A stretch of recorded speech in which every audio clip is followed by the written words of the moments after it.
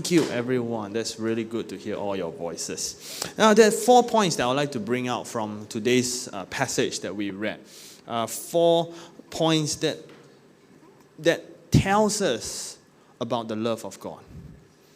And as Jesus tells this story, it's not just a separate, standalone parable from the other 2 parables, one Philip read halfway, towards the end of the worship session. It's actually all linked together. The parable of the lost sheep. And then the woman who lost a coin and rejoiced after finding her one lost coin.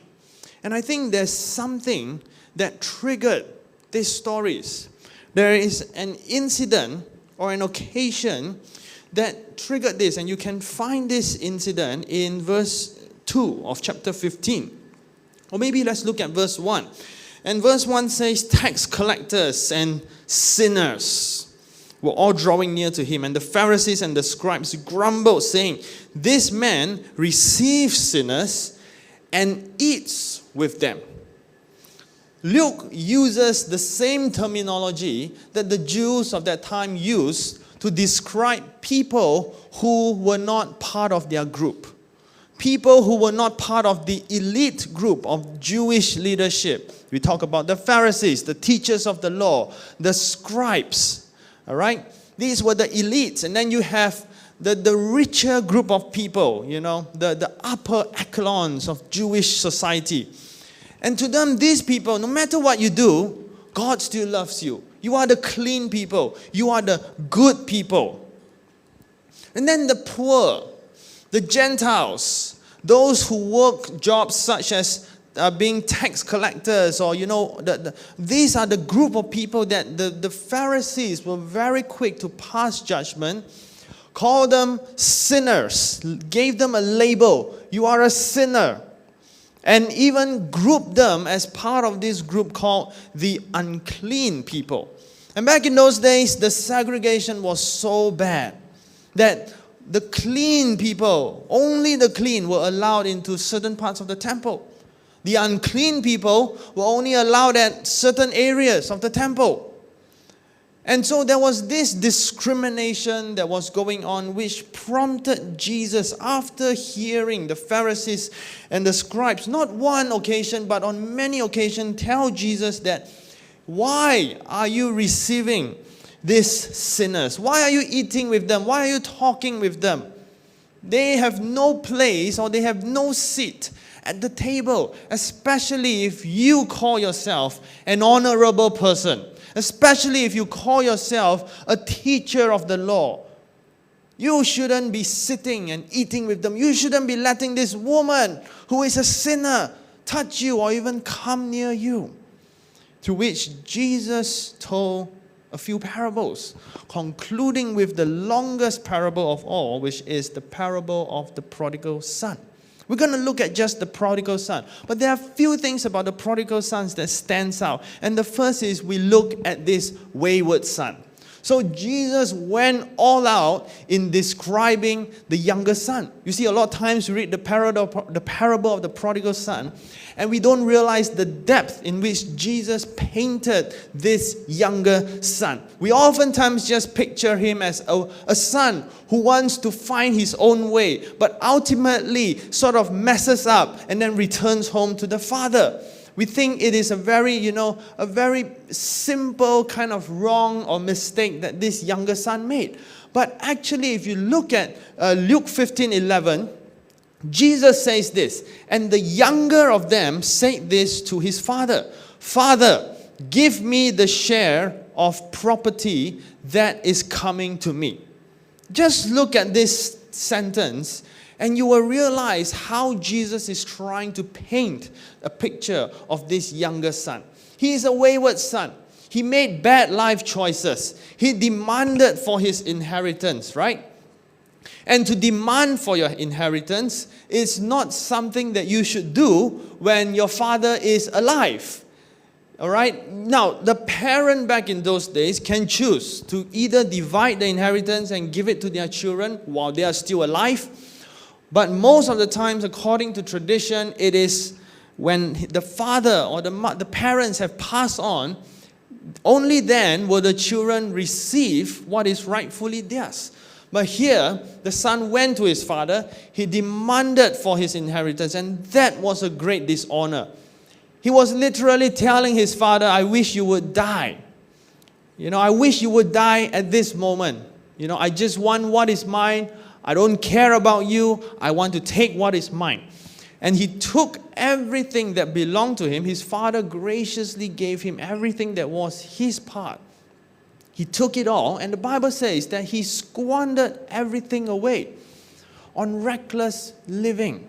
He squandered everything away on reckless living. So that is a picture of a real terrible, terrible person. A person who dishonored his parents by saying, I hope you would die. And then a person who took everything of his father's hard-earned money and just wasted it all away. We are not sure what was the period of time it took for him to spend everything away, but from the story, we can safely assume, that it was not a long period of time. It was a short period of time where he just threw everything away. But there is also something that Jesus mentioned. Jesus said that it was the younger son. The younger son. Back in those days, the younger son, or in this case, he was the youngest, all right? The younger son usually is not at a position of favor. Not like today. I'm the youngest in the family, and you sort of get special treatment. How many of you here are the youngest in the family? Yeah. And somehow, you are being cared for a little bit more, right? If it's the same gender, then it's more equal. But unfortunately, my oldest sister was a girl. So, the favor went to her. Because my father would say, you can never hit a girl. She's always right. No matter what a girl does, you never hit a woman. So if I fight with my sister, it has to be air punching. But she can hit me as much as she wants. As long as I lay a hand on her, I'm wrong. And that's what my dad would tell me, And so I always remember that, And as a younger son back in those days, it's very different. Tradition states that the oldest gets 2/3 of the inheritance. The oldest get more. It's not an equal division. The oldest gets more. And the youngest gets the leftover, the crumbs of whatever is left. Tradition also states, law also states, that the oldest can actually decide how much the younger brothers or siblings are to get. And usually, it's never an equal share. It usually reduces according to, the hierarchy of age. So the youngest is usually not in a favorable position. The youngest never takes over the family business. The youngest never takes over and leads the family. It's always the oldest. The youngest, back in those days, oftentimes has to fight for what he or she wants. And it's a very different scenario from what we have today. And so when Jesus was telling a story, a parable, I'm not sure if this was a factual based on a real life scenario, but he was telling a story. He could have put the older brother in that situation, but he chose to put the younger brother in that position. Because this younger brother, he's already by birth, all right, he was already in a position that was less favorable. He had to work for what he needed. Not everything was for him, And now, this younger brother who was in a very unfavorable position is doing all these things. Dishonoring his father, wasting away his father's, possessions. Now imagine the crowds that were listening to Jesus on that day. Who were they? They were the Jews, the Pharisees, the scribes, the people who labeled people as unclean. What would their reaction be as they hear the story of Jesus? They will be shaking their heads. They will be saying, you see, this horrible younger son, this terrible sinner. They'll be talking among themselves. This person, if he was my son, I would kick him out. I would, be done with him. I would, reject him. I would not call him my son. This would be the thoughts that would be going through the minds of the Jewish people that were there.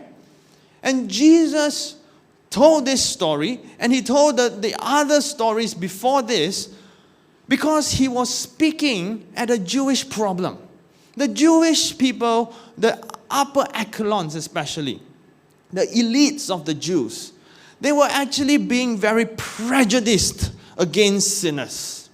They had this preconceived notion that sinners were bad, and sinners, God hates sinners. God hates all these people. God only loves people like us. And so, in their very narrow and very warped and misguided thinking, they discriminated against these people whom they labeled as sinners. They separated them. They cut them away. Because to them is, we are the people that please God, and we should be standing in the presence of God. Not these people. God doesn't listen to their prayer. God listens to our prayers. There's a point for us to reflect for a moment. The Jewish problem back in Jesus' time, is it also our problem today? Where I label people. I look at someone, the way he talks, dresses, his actions, her actions, and then I immediately pass on a judgment and say, you are a sinner. You are this, you are that. Are we also having the same problem as the Jews? Think about it for a moment. Do I pass judgment? Let's move on. Because Jesus also tells the story, and as he goes along, this wayward son, this terrible, sinful son, this failure of a son was also the most repentant son.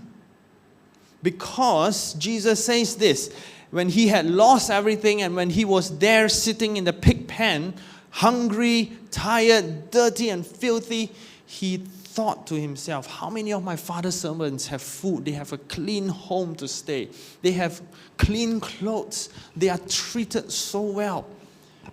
And in that moment of thinking and reflection, he told himself this, I will arise.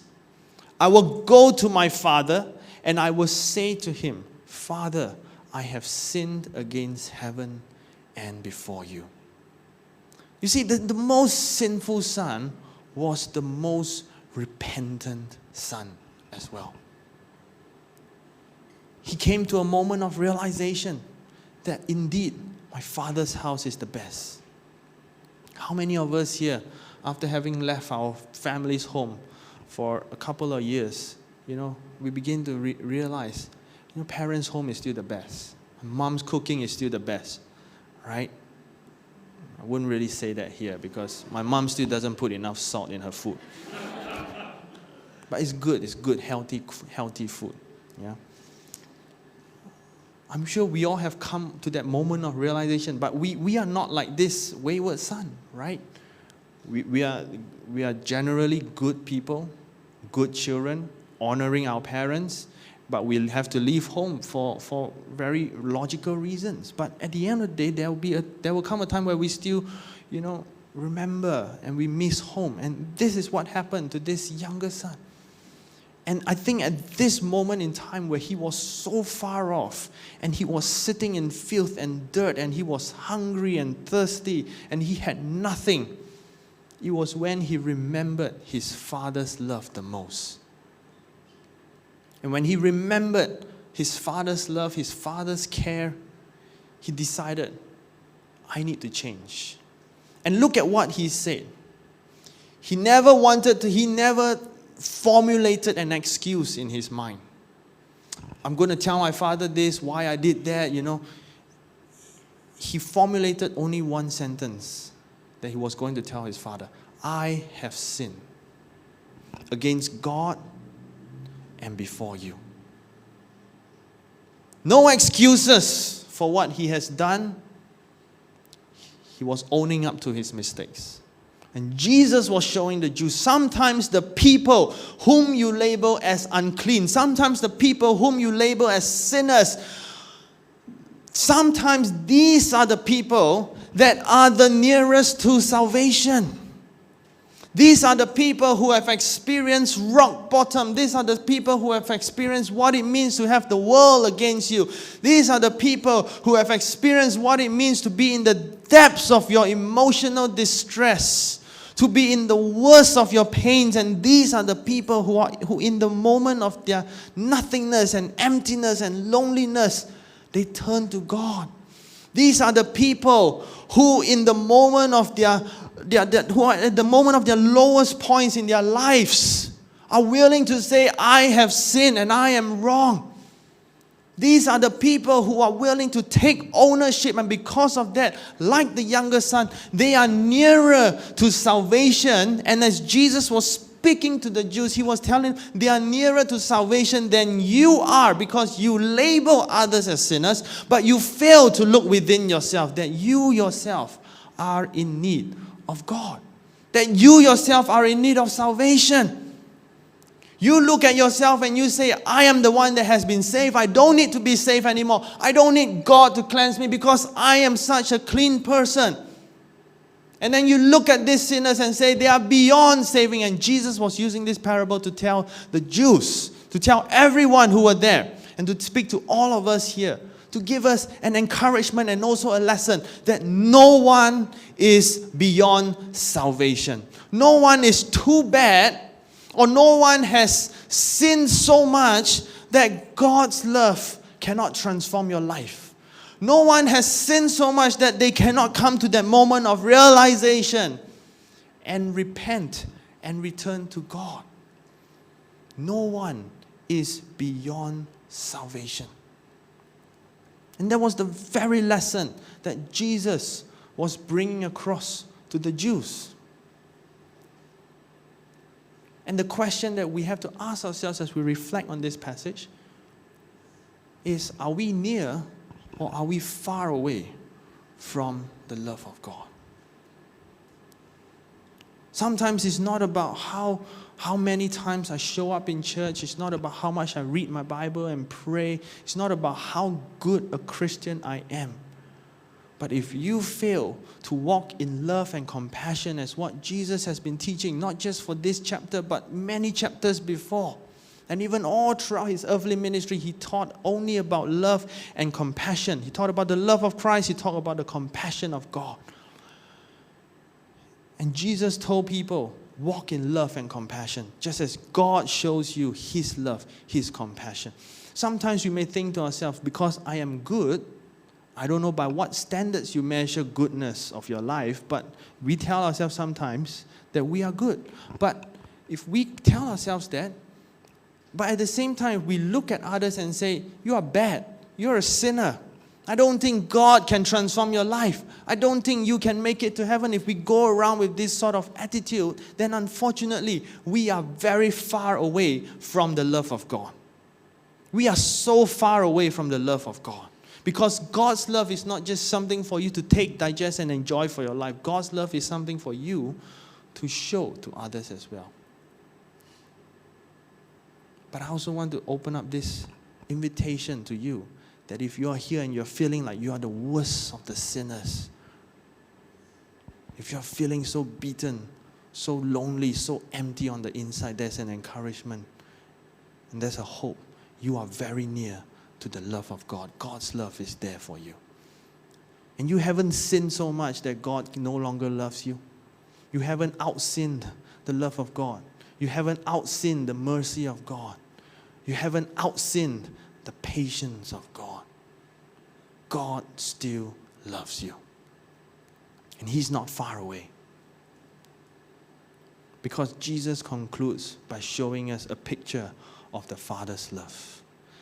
Luke 15:20, Jesus says this, while he was still a long way off, the Father saw him, felt compassion, ran out to him, embraced him and kissed him.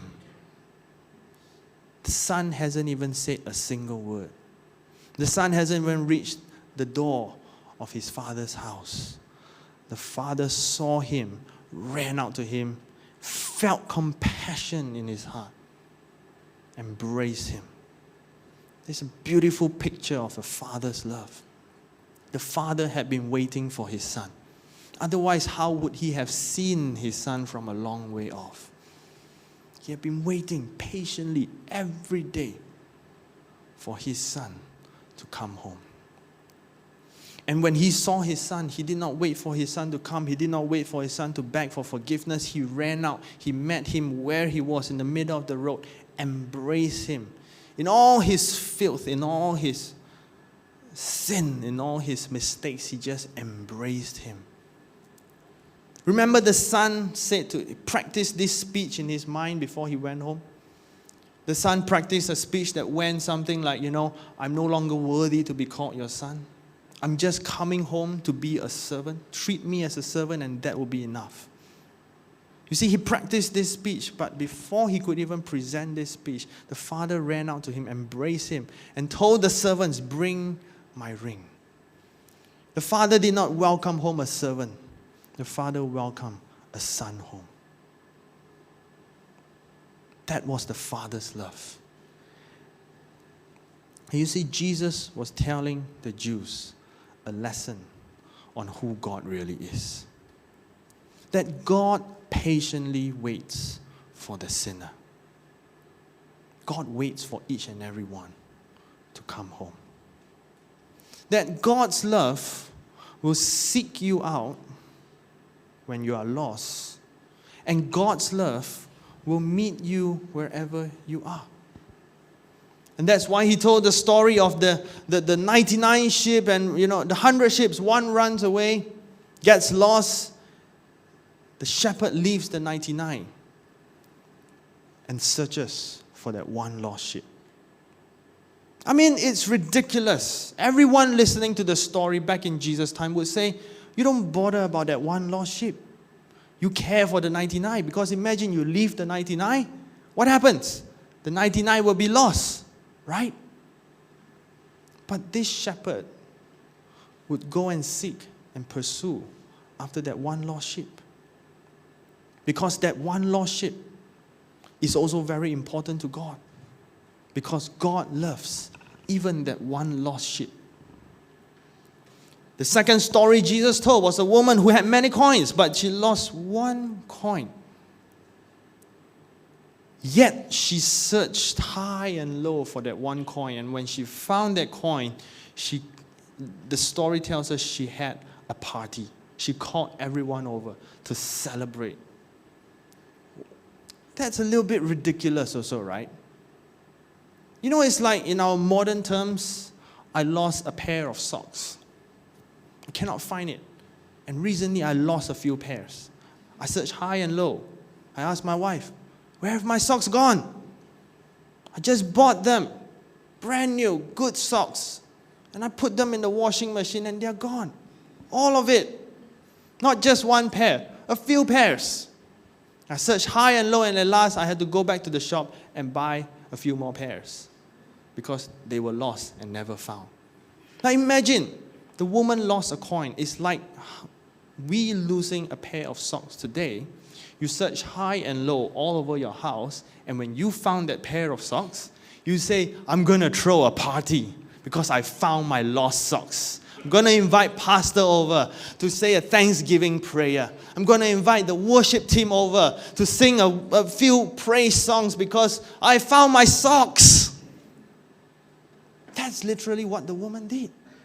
The many coins that she had, she could have just ignored that one lost coin and said, you know what, it's gone, so be done with it. It's lost. I have many other coins. But Jesus was highlighting the fact that one lost coin. The world may look at you as insignificant. The world may wipe you off and just say you are insignificant. You are a nobody. God doesn't care about you. God doesn't love you. And we are too good for you. The world may say that. But Jesus was telling the Jews, God cares for that one insignificant soul that you don't care. And here, in the story of the prodigal son, that's what God's love looks like. It's a love that searches out for you, waits for you, and seeks you out. And not only that, it restores you back into this relationship with God.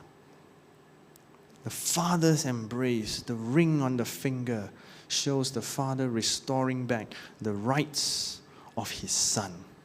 Not a servant, not a slave, but a son. That is the love of God the Father. And Jesus was issuing an invitation to both the sinners who were there with Him, because there were sinners, tax collectors who were there with Him. People whom the Pharisees outrightly called them sinners, unclean people. And Jesus was issuing an invitation to them. Will you come to God? Will you allow the love of God to transform your life? But Jesus was also showing the Pharisees, the Jews, this is the love of God. Whether you like it, you don't like it, this is the love of God. And if you say you love God, then you must accept the love of God. The story doesn't just end there. You see, a lot of times we focus on this front part of the story. And we end it there because it seems nice. But there is an elder son, which Jesus spends a large portion of this story on the elder son. And the Bible tells us very simply, summarize the elder son's action. He was angry when he saw what his father had done for the younger brother. He refused to go in and he was sulking outside there. But look at the graciousness of his father. The father came out and tried to persuade him and coax him in. But you see, look at the elder son and look at some of the things that he said to his father, and you will realize that he's a rather selfish person. He was angry at his brother's return, but look at verse 31. This is where we miss out a lot of things. He said this to his father. No, it's not verse 31. It's verse 30, all right? He said this to his father, but when this son of yours came, who has devoured your property with prostitutes, you killed the fattened calf for him. What a selfish brother. It means all along he knew what his brother was doing. He knew all along that his brother was living a wayward life, even when his brother was at home, because his brother would bring prostitutes into his father's property. He knew his brother was lost, but yet he refused to lift a hand to help his brother. He mainly looked at his brother and maybe in his mind formulated a lot of bad thoughts about him. You're a sinful person. I wish God judges you. I wish my father would kick you out of the family. And finally, he saw the opportunity came when his brother came to his father one day and said, give me my property, and left. The brother did not even bother to go after him, tell him to come home, tell him to change. No, to him is, be done with this sinful younger brother. After all, this is what he has done. And he told his father, you know what? I know what this brother of yours has done, this son of yours has done that you do not know. He has brought prostitutes into your home. You did not know, and yet now you welcome him. The selfishness starting to rise up. He enjoyed seeing his brother fail. He enjoyed all the attention that was on him. He enjoyed being that self-righteous older brother who has never messed up a day in his life, who was so good, better than everyone else. And Jesus was telling the Jews, this is how you look like. The sulking older brother who adds burdens to the people of Israel, who segregates the Gentiles from the Jews as you like, not because God commands you to do it, who add on laws that are not in the Torah and refuse to help people to understand. You talk about the Sabbath, and instead of it being a day of rest, it is a day of burden, a day where it's really stressful for the common people of Israel back in those days. You are a group of people, Jesus was telling the Jewish Pharisees and the elites that you are a group of people who are so exclusive in your circle of friends. You don't include anyone else because you think everyone else is unclean. And you are the most clean of all. Jesus was basically asking and telling the Jews and giving them a choice. What do you want to continue to do? Do you want to mirror the love of God through your life? Or do you want to continue to remain doing what you have been doing all along?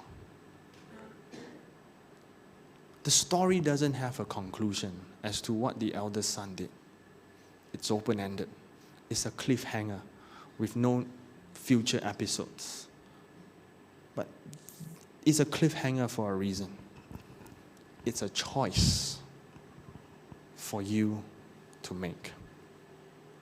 As one commentary and theologian says, the ending of this story is how you want it to be. You can end it and say the elder son continued to sulk, remain outside of the house, and later on moved out of the house. You can end it in that way. Or you can end it in a different way. Where he repented, he returned to the house, and he welcomed his younger brother. However, the ending you choose determines the kind of action in response to what you have heard today. Have you experienced the love of God in your lives? If the answer is yes, that's great. Have you experienced the forgiveness of God for your life? If the answer is yes, that's wonderful. But God doesn't just ask us to keep His love for ourselves and ourselves only. God asks us to share this love.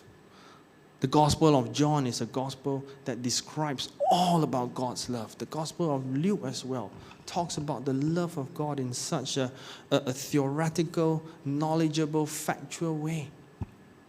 The Gospel of John is more poetic in the description of the love of God. But all the Gospels, regardless of whether it's Matthew, Mark, Luke, or John, it only serves to show us the love of God. And there are so many facets to the love of God. There is the strictness, there is the discipline, there is the kindness, the compassion, and the mercy. But at the end of everything, Jesus only has one challenge. Are you willing to mirror God's love to everyone around you? Are you willing to love the sinner, the unclean? Are you willing to do that? And the more love you can show to others, the more of God's love you will experience for your life. Let's all close in prayer. I'm going to invite the worship team up here.